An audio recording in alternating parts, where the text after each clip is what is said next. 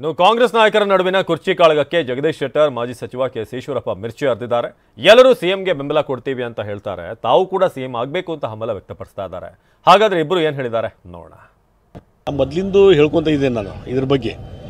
ಈಗ ಈ ಹೊರಗಡೆ ಎಲ್ಲರೂ ನಾವು ಸಿದ್ದರಾಮಯ್ಯನವರು ಮುಂದುವರಿಲಿ, ನಾವೆಲ್ಲ ಅವ್ರ ಹಿಂದಿದ್ದೇವೆ, ಒಗ್ಗಟ್ಟಿನಿದ್ದೇವೆ ಅಂಥೇಳಿ ಹೊರಗಡೆ ಹೇಳಿಕೆಯನ್ನು ಕೊಡ್ತಾರೆ.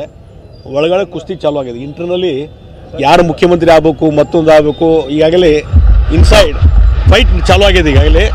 ಅದು ಇನ್ನು ಬರುವಂಥ ದಿವಸಗಳು ಇನ್ನೂ ಹೆಚ್ಚಾಗ್ತದೆ. ಅದು ಅರವಿಂದ್ ದೇಶಪಾಂಡೆ ಅವರು ಫಸ್ಟ್ ಸ್ಟಾರ್ಟ್ ಮಾಡಿದರು. ಈಗ ಎಂ ಬಿ ಪಾಟೀಲರು, ಪರಮೇಶ್ವರರು, ಸತೀಶ್ ಜಾರಕಿಹೊಳಿ ಅವರು, ಈ ಕ್ಯೂ ಇದೆ, ದೊಡ್ಡದಿದೆ. ಮತ್ತು ಡಿ ಕೆ ಶಿವಕುಮಾರ್ ಇದರೊಳಗೆ ಅಂಕರೆ ನಾನೇ ಹಾಕೋದಾರ ಅಂಥೇಳಿ ಅವರು ಇಂಟರ್ನಲ್ಲಿ ಪ್ರಯತ್ನ ಚಾಲು ಮಾಡಿದ್ದಾರೆ. ಹೀಗಾಗಿ ಇನ್ ಫೈಟಿಂಗ್ನಿಂದಲೇ ಕಾಂಗ್ರೆಸ್ ಸರ್ಕಾರಕ್ಕೆ ತೊಂದರೆ ಆಗ್ತದೆ. ಮಂತ್ರಿಗಳ ಕುರ್ಚಿ ಮೇಲೆ ಕಾಂಗ್ರೆಸ್ನಲ್ಲಿರೋಂಥ ತುಂಬ ಜನದ್ದು ಕಣ್ಣಿದೆ. ಒಂದು ಕಡೆ ಮುಖ್ಯಮಂತ್ರಿಗಳನ್ನು ಯಾವುದೇ ಕಾರಣಕ್ಕೂ ನಾವು ಬದಲಾಯಿಸಲ್ಲ, ಬೆಂಬಲ ಕೊಡ್ತೇವೆ ಅಂತ ಹೇಳ್ತಾ ಇದ್ದಾರೆ. ಆ ಮುಖ್ಯಮಂತ್ರಿ ಕುರ್ಚಿ ಮೇಲೆ ಆ ಬೆಂಬಲ ಕೊಡೋರದ್ದೇ ಹಂಬಲ ಇದೆ. ಆ ಹಂಬಲದ ಮುಖಾಂತರನೇ ರಾಜಕಾರಣ ನಡೀತಾ ಇದೆ. ನಾನು ಅದಕ್ಕೋಸ್ಕರ ಹೇಳ್ತಾ ಇರೋದು, ಇದು ಸ್ವಾಭಾವಿಕ. ಈಗ ಏನು ತೀರ್ಪು ಬರುತ್ತೆ ಅನ್ನೋದು ಎಲ್ಲರೂ ಕಾಯ್ತಾ ಇದ್ದಾರೆ. ಬಹಳ ಜನಕ್ಕೆ ಕಾಂಗ್ರೆಸ್ನಲ್ಲಿರೋರಿಗೂ ಅಂದ್ಕೊಂಡ್ಬಿಟ್ಟಿದ್ದಾರೆ ಬಹಳ ಜನ, ಸಿದ್ದರಾಮಯ್ಯನವರು ಮುಖ್ಯಮಂತ್ರಿ ಸ್ಥಾನದಲ್ಲಿ ಉಳಿಲಿಕ್ಕಿಲ್ಲ ಅಂತ. ಅಕಸ್ಮಾತ್ ತೀರ್ಪಿನಲ್ಲಿ ಸಿದ್ದರಾಮಯ್ಯನವ್ರದ್ದೇ ತಪ್ಪಿದೆ, ಮೂಢ ಹಗರಣದಲ್ಲಿ ಅವ್ರ ಬಗ್ಗೆ FIR ಬಿದ್ದರೆ ರಾಜೀನಾಮೆ ಕೊಡಬೇಕಾಗಬಹುದು. ಆ ಸಂದರ್ಭದಲ್ಲಿ ಏನಾಗುತ್ತೆ?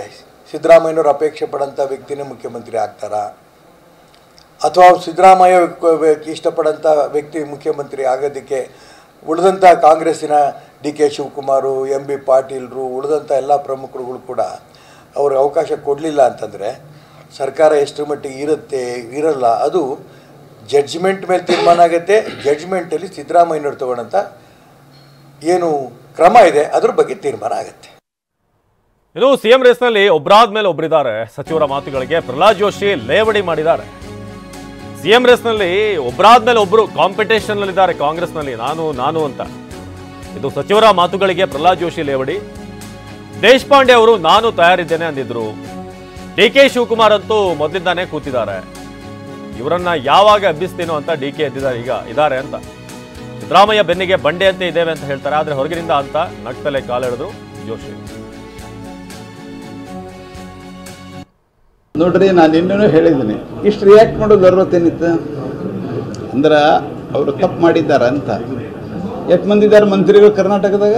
25, 32 ಮಂತ್ರಿಗಳನ್ನು ರಿಯಾಕ್ಷನ್ ಕೊಟ್ರ. ಅಂದ್ರೆ ಇದ್ರದ್ದು ಬಿಸಿ ಏನಿದೆ ಭಾಳ ಚೆನ್ನಾಗಿ ಹೇಳ್ತದೆ.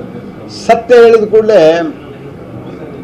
ಒಂದು ನಮ್ಮಲ್ಲಿ ಗಾದಿ ಮಾತದು, ಇದ್ದಕ್ಕಿದ್ದಂಗೆ ಹೇಳಿದ್ರ ಅಂತ. ಅದ್ರ ಮುಂದಿನ ನಾ ಹೇಳೋದಿಲ್ಲ. ಹಂಗಾಗದ ಪರಿಸ್ಥಿತಿ. ಅದಕ್ಕೆ ಅವ್ರು ಉತ್ತರ ಕೊಡ್ತಾರಪ್ಪ. ನಾವು ಅದಕ್ಕೆ ಉತ್ತರ ಕೊಡೋದಕ್ಕೆ ಎಲ್ಲರಿಗೂ ನಾನೆಲ್ಲಿ ಉತ್ತರ ಕೊಡ್ಕೋತ ಹೋಗ್ಲಿ? ಇವರು CM ರೇಸ್ದಲ್ಲಿ ಒಬ್ಬರಾದ ಮೇಲೆ ಒಬ್ಬರೀಗ ದೇಶಪಾಂಡೆ ಸಾಹೇಬರು ಹಿರಿಯರು ಅವ್ರು ಹೇಳಿದರು ನಾನು ತಯಾರಿದ್ದೀನಿ ಬೇಕಾರೆ ಅಂತಂದ್ರೆ. ಆಮೇಲೆ ಪರಮೇಶ್ವರು, ಡಿ ಕೆ ಶಿವಕುಮಾರ್ ಅಂತೂ ಮೊದಲಿಂದ ಕೂತಾರೆ. ಇವ್ರನ್ನ ಯಾವಾಗ ಎಬ್ಬಿಸಿನೋ ನಾ ಯಾವಾಗ ಬಂದು ಕೂತೇನೋ ಅಂಥೇಳಿ. M B Patil, Satish Jarkiholi. ಕಾಂಗ್ರೆಸ್ ಪಾರ್ಟಿಯೊಳಗೆ ಹೊರಗಡೆ ನಾವು ಸಿದ್ದರಾಮಯ್ಯನವರ ಹಿಂದೆ ಕಲ್ಲು ಬಂಡೆ ಅಂತ ಇದ್ದೇವೆ ಅಂತ ಹೇಳ್ತಾರೆ. ಒಳಗಡೆ ಎಲ್ಲರೂ ಹಿಂದಿಂದ ಇದೆಲ್ಲ